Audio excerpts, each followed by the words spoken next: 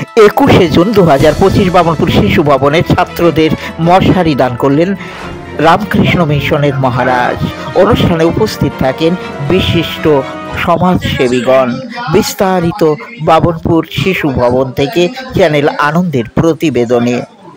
শিশু ভবনের ছাত্রদের মধ্যে বিতরণ করা হলো শ্রীমা সারদা বস্ত্রদান প্রকল্পের অংশ হিসাবে মশারি। অনুষ্ঠানে বিশিষ্ট অতিথিদের বরণ করে নেওয়া হয় পুষ্পস্তবক দিয়ে। শিশু ভবনের পক্ষ থেকে মহারাজকে বরণ করে নেন।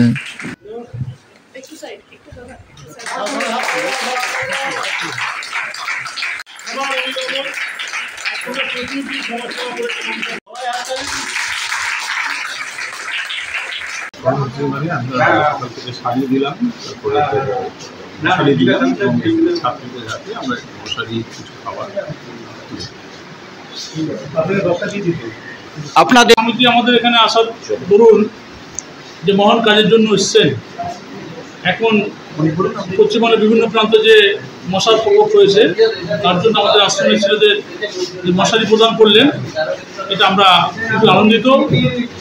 আগামী দিনে আমাদের যেসব কর্মসূচি থাকবে সেখানে আমরা মহারাজজিকে আমন্ত্রণ জানাবো। আশা করি সমগ্র অনুষ্ঠান পরিচালনা করেন বিশিষ্ট সমাজসেবী হাতবাড়ালি বন্ধুর কর্ণধার রাজু দত্ত।